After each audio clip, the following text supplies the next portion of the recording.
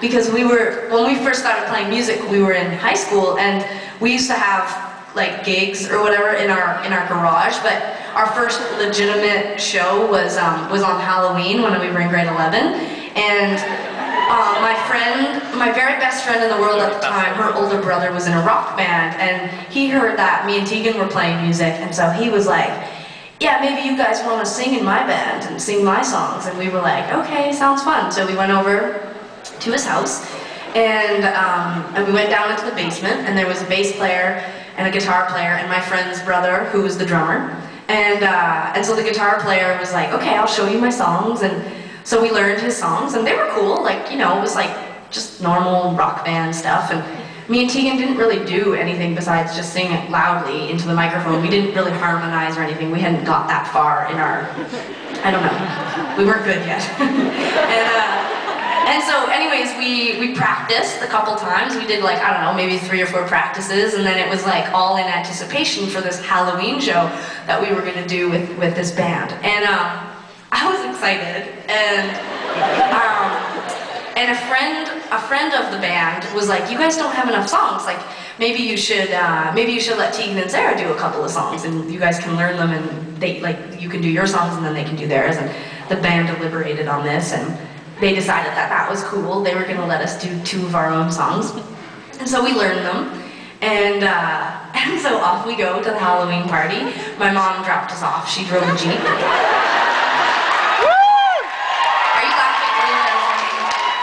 The mom joke? Were you laughing at me? I'm funny again. Oh my God. Sorry, I'm so surprised. I thought someone had come out on stage. I was like, I'm funny. Okay, sorry. So my mom dropped us off in our Jeep, and I think we had like, we were just like, we didn't even play guitar. I think we just sang at that point. So we just got out of the car, and we were like, my mom always did this thing where she would be like, call me when you want to come home or whatever, and we would be like, okay, we'll probably call you at 10. And she'd be like, stay out till midnight. That's your curfew. Stay out. And we're like, we'll probably call you at 10. It's not, I mean, it's not a sure thing, but, and so, we weren't going to drink, you know, or anything fun. So we were just like going to play our show. Like we were professional, even at 16. And so we go into the house, and we go into the basement, and there's about, I don't know, maybe like 20 people at the party. And there's like, it's adults, like they're like out of high school, in college, most of them aren't even in school anymore, they have like regular jobs, you know, whatever, like welding tubes or I don't know, whatever adults do. And welding tubes to look forward to now, but yeah, I just know someone who does that. Anyway, all I remember about the basement was that the band gear was set up, and there was a coffin, or something made to look like a coffin, that when you opened it, there was ice with beer in it. And I thought it was the coolest thing I'd ever seen, and I can very vividly remember thinking, like, I would like to have something like this, like, in the future. Like a coffin with fucking beer in it. It's insane. It doesn't make any sense. But at 16, I was like, I'm into that. It's so funny, I'm sorry, the front row, now that we have you lit, like some of you aren't smiling at all, and are you mad at me? Okay, anyways, so the coffin, the beer, and the show, so we start playing, and there's like 10 people watching us, and I just like closed my eyes, and like I was just excited to be playing the songs, you know, whatever. And I'll always remember that we got to the end of the set, and we got to play our 2 songs. And this is not some like triumphant like story that I want you to cheer at the end, but like clearly when we played our songs, people were way more excited, like way more excited. And I don't know why, like they had a different vibe.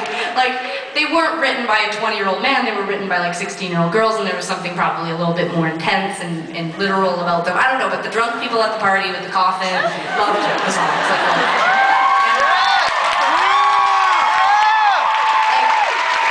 At that time, we really considered ourselves a hit. Like we were like, we're good. And I remember when the show was over, asking if I could use their phone, and called my mom, and we got picked up, and it must have been like 10:02. It was like, my mom came and got us, and we got in the van, or the Jeep, and she was like, so was it fun? And we were like, yeah, it was pretty cool. And like, that's all we said to her. Like, we didn't like say like, oh, we were amazing, or I want to have a coffin with beer and now. But when I'm older, we can put beer in it or whatever. But I just remember like getting in the van, in the Jeep. Sorry, my mom had a minivan. That's why I keep wanting to say van. But we got in the Jeep, and I remember even then thinking like, you know, okay, like I could do this. Like I could have my mom drop me off at places, play a couple songs. You know, didn't get paid or anything, but you know, I thought that it was the coolest thing in the world, and I had no idea.